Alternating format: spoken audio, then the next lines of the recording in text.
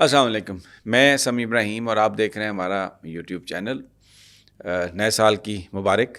آپ سب کو، اور اللہ تعالی ہم سب پر اپنی رحمتیں کرے، اور وطن عزیز کو بھی اور مسلمانوں کو اور پوری دنیا میں تمام لوگوں پر اللہ تعالی اپنی رحمت کرے۔ آج ایجنسیز کیا کر رہی ہیں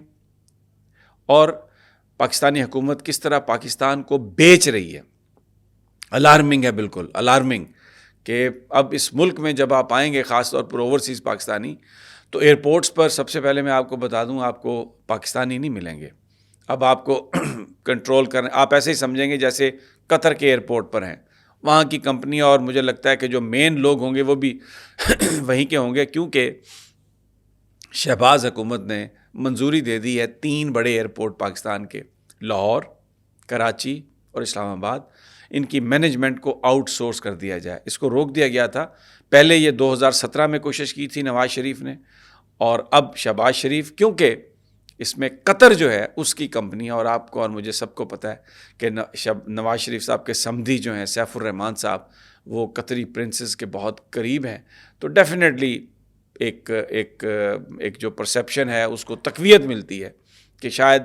یہ جو کمپنی مینجمنٹ میں قطری کمپنی جو آئے گی، اس کے بیہائنڈ دا سین اس کے جو اصل اونرز ہوں گے وہ کہیں نہ کہیں شریفز ہو سکتے ہیں۔ اس بات کا اگر کوئی انویسٹیگیٹ کرے تو یہ اس کا نتارہ ہو سکتا ہے۔ ایئرپورٹ کا آؤٹ سورس کیا جا رہا ہے۔ اور دوسری بات میں آپ کو بتاؤں، ایجنسیز کے رول پہ میں بعد میں آتا ہوں جو وہ پولیٹیکلی پلے ہو رہا ہے۔ واشنگٹن میں 2 جو بلڈنگز تھیں پاکستان کی ملکیت تھیں، ایک تو 2201 آر اسٹریٹ اور دوسری 2315 یعنی 2315 میساچیوسیٹس ایونیو، چانسلری کی ہماری یہ بلڈنگز تھیں۔ یہ دونوں بلڈنگز جو ہیں اب یہ فروخت کی جا رہی ہیں، اور تقریباً کوئی $7-8 ملین میں یہ فروخت کی جا رہی ہیں۔ کچھ اس سے حاصل نہیں ہوگا پیسہ جو آئے گا، لیکن ایک واشنگٹن ڈی سی جیسے اہم شہر میں جو پاکستانی پراپرٹی ہے اس کو اونے پونے داموں بیچا جا رہا ہے، اور میں آپ کو بتاؤں کہ کس طریقے سے کھلواڑ ہوا ہے تو آپ حیران ہو جائیں گی کہ یہ جو 2010 میں ہماری نئی ایمبیسی بن گئی تھی، اور 2012 میں غالباً، تو اس کے بعد یہ دونوں بلڈنگز جو ہیں ان کی رینوویشن کی گئی، لیکن ان کو خالی چھوڑ دیا گیا، ابینڈن چھوڑ دیا گیا۔ کیونکہ ابینڈن کیا گیا، اس لیے 2018 میں جو آر اسٹریٹ پہ ہماری جو بلڈنگ تھی 2201، اس کا جو ڈپلومیٹک سٹیٹس تھا وہ ختم ہو گیا، اور لاکھوں ڈالر جو ہے جرمانہ لوکل ٹیکسز میں کر دیا گیا۔ تقریباً $8 لاکھ جو ہیں وہ پے کر چکے ہیں جرمانوں میں، اور اب $1 لاکھ جو ہے وہ اضافہ ہو رہا ہے اس میں۔ لیکن اس وقت بھی تقریباً 1.1 ملین جو ہے نا اس کے اوپر جو سٹی کے ٹیکسز ہیں، وائلیشنز ہیں، وہ ہو گئی ہیں، کیونکہ اگر یہ امبیسی والے وہاں پر تھوڑی سی عقل سے کام لیتے اور اس ڈپلومیٹک سٹیٹس کو بحال رکھنے کے لیے کچھ عملہ وہاں پر بٹھا دیتے اور اس کا وہ سٹیٹس رہتا، تو یہ جو ملینز، یہ جو لاکھوں ڈالر کا جو جرمانہ ہوا ہے اس سے بچا جا سکتا تھا۔ اور پھر وہ بلڈنگ ایک کمپلیٹ رینوویٹ کی گئی، ایک 60% رینوویٹ کی گئی، نیشنل بینک سے قرضہ لیا گیا، پھر اس کو ابینڈن کر دیا گیا۔ اب بیسیکلی وہ جو رینوویشن ہوئی ہوگی نا، کیونکہ اس میں کسی نے شفٹ نہیں ہونا تھا، تو مال،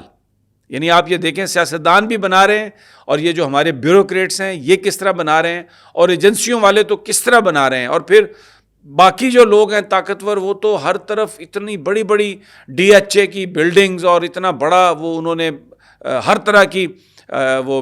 زمین پر اپنے اس کو ایکوائر کیا،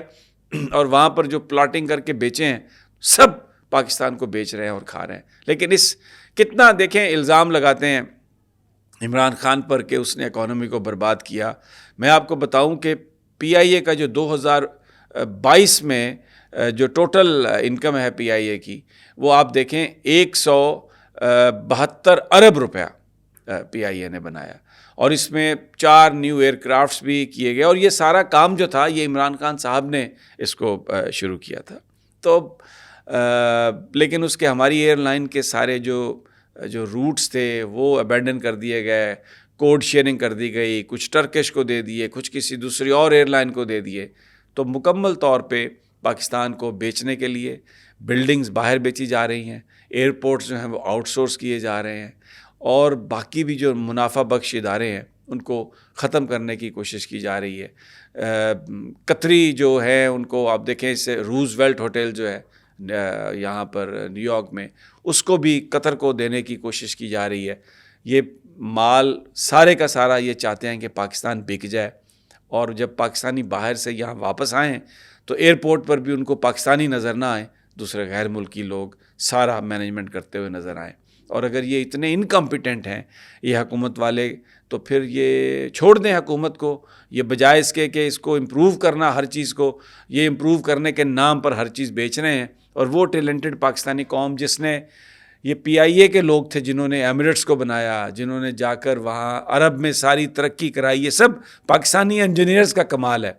لک آج کیا ہو رہا ہے۔ اب ذرا اسمبلیوں کے رول پر، یہ ایجنسیوں کے رول پر آ جاتے ہیں۔ دیکھیں وہی کھیل کھیلا جا رہا ہے۔ جیسے عمران خان کے خلاف جب پی ڈی ایم نے نو کانفیڈنس کی تو سارے جو چھوٹی بڑی جماعتیں تھیں وہ آ کے شہباز، زرداری اور مولانا فضل الرحمان کے پیچھے کھڑی ہو گئی۔ اب وہی کھیل کراچی میں کھیلا جا رہا ہے۔ ایم کیو ایم کے مختلف جو دھڑے تھے، ہم سب کو پتہ ہے کہ پی ایس پی کس نے بنایا تھی، ہم کو پتہ ہے کہ ایم کیو ایم پاکستان کس نے بنائی تھی، ہم کو یہ بھی پتہ ہے کہ الطاف حسین کو کس نے بنایا تھا۔ تو اب ان سب کو اکٹھا کیا جا رہا ہے، کیوں؟ عمران خان کو ہرایا جائے۔ کراچی میں 14 سیٹس ہیں عمران خان کی،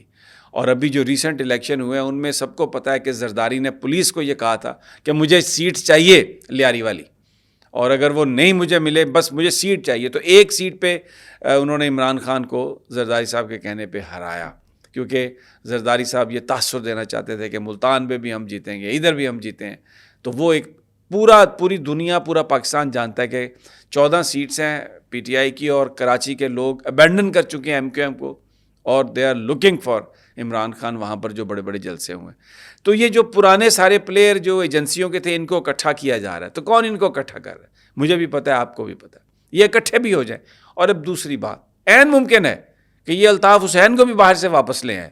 جس کو یہ مرڈرر کہتے رہے۔ میں کہتا ہوں اگر یہ کریں تو بہت اچھا ہے، اس لیے کہ یہ پوری طرح ایکسپوز ہو جائیں گے کہ پھر الطاف حسین کی جو تھا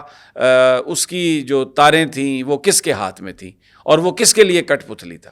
تو یہ سب کچھ ایجنسیاں کر رہی ہیں، اور اس کا مقصد یہ ہے کہ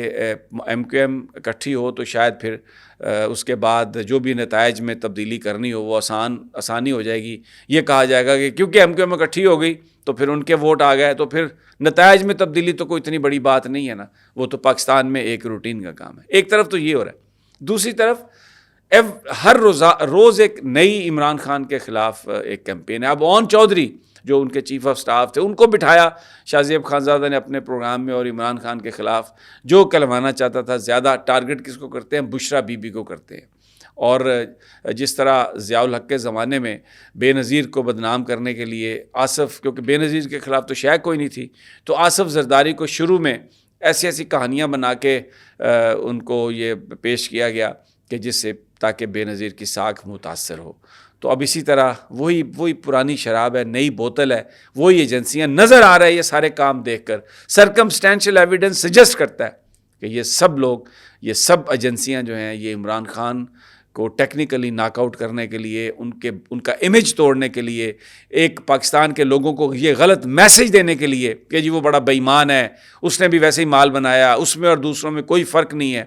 یہ کیمپین اب یہ دوبارہ آن ہو گئی ہے۔ اگلی ویڈیو تک اجازت دیجیے، اللہ نے